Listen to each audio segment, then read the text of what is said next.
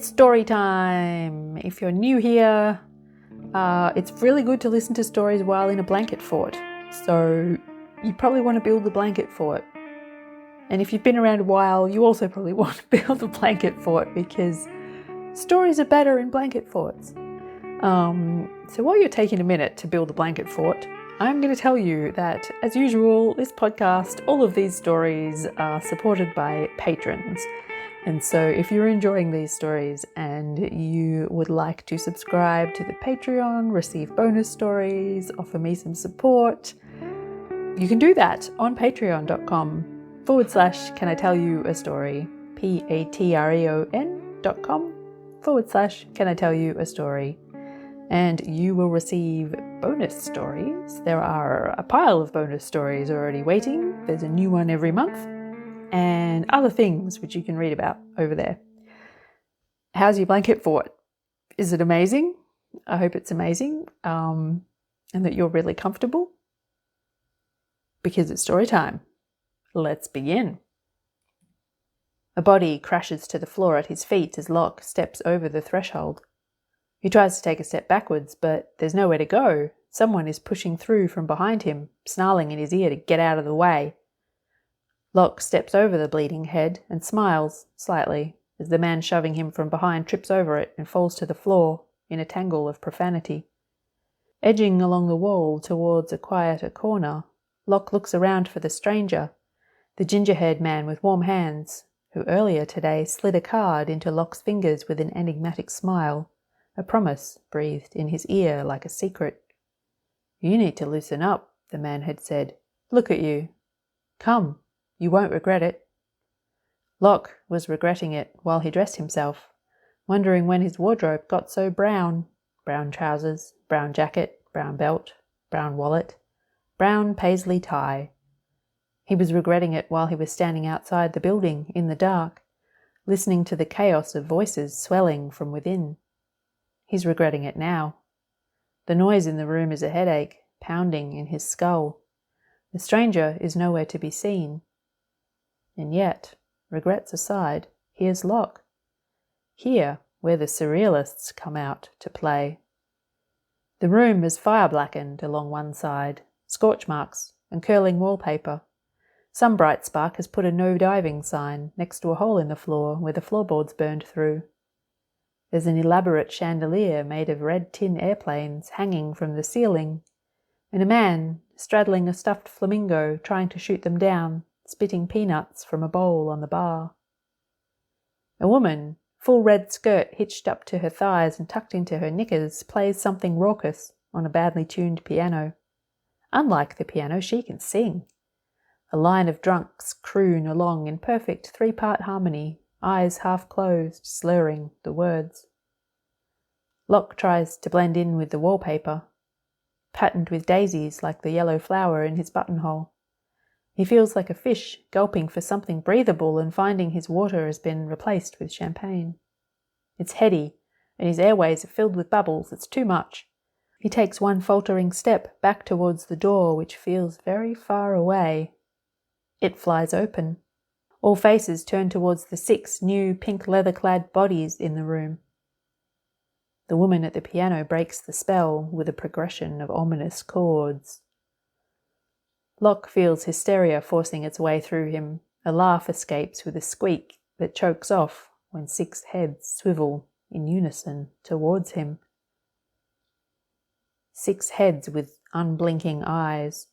Locke wonders madly if his blinks are timed with theirs or if they just don't blink at all. As if they're controlled with one mind, the 6 move with an air of easy menace through the crowd that parts like the Red Sea until they're standing in front of him. 2 hands shoot out, clamp around his upper arms and push, hard. Locke crashes through the wall. It's dark on the other side. Very dark. All Locke can hear is his own breathing until there's the sound of a match. A woman is holding the flame up to his face. It's reflected in her eyes. They could be any colour behind the dancing glow. Her lips are painted the colour and shine of blackberries. She pulls the yellow flower from his buttonhole and eats it. A bent yellow petal sticks to her bottom lip. Where is it? She asks. Where? He echoes, mind left miles behind, made slow and stupid by the strangeness. Ah, she says. She gestures to one of the men who doesn't have hold of Locke's arm. The man drops to one knee and pulls the shoe from Locke's foot before he can move to prevent it. The man holds the shoe up. Brown leather, pointed toe, unevenly worn sole from the way Locke walks with one foot slightly pigeon-toed. The man lifts the shoe to his mouth and licks it, slowly. The match goes out. Locke thinks of his room in the boarding house, neat and quiet, his flannel pyjamas folded on the bed, chair by the window with a book waiting on the arm. Light filters in through the hole in the wall, and with it the sound of people trying to sound like ducks.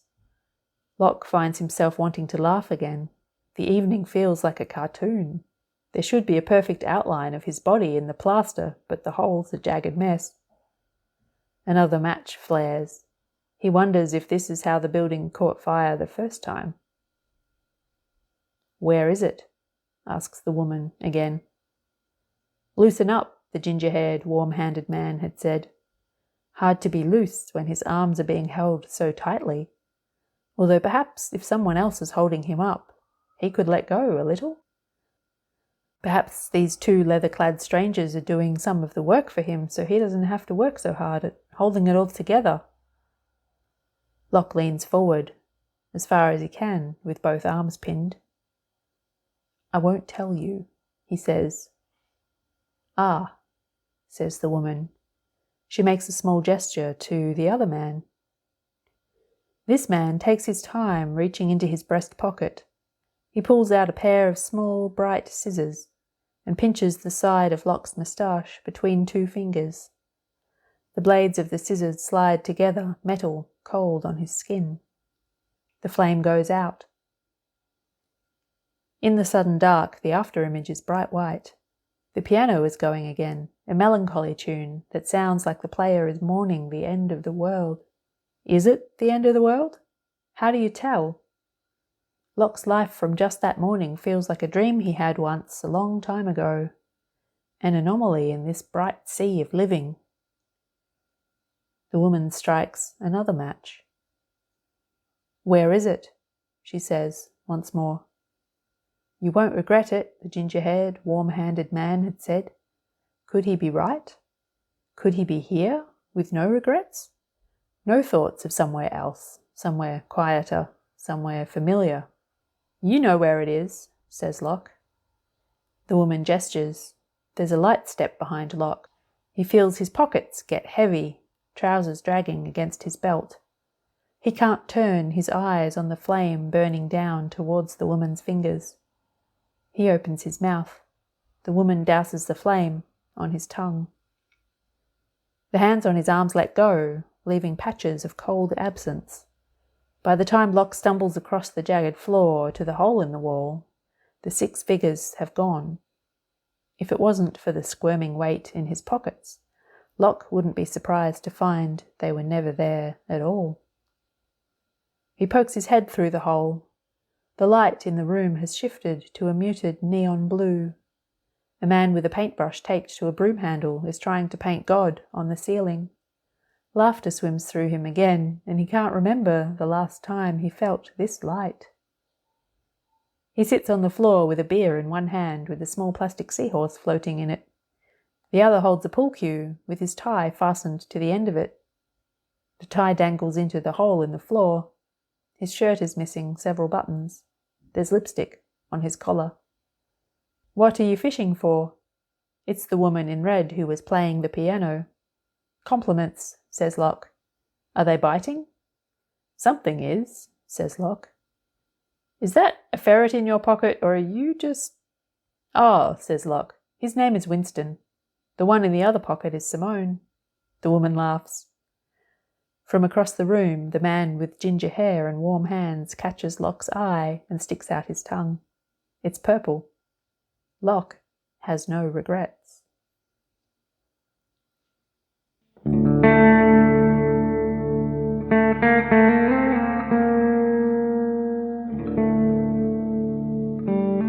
I hope that you enjoyed this story as much as I enjoyed writing it. I've already had one request to open a real bar like that one.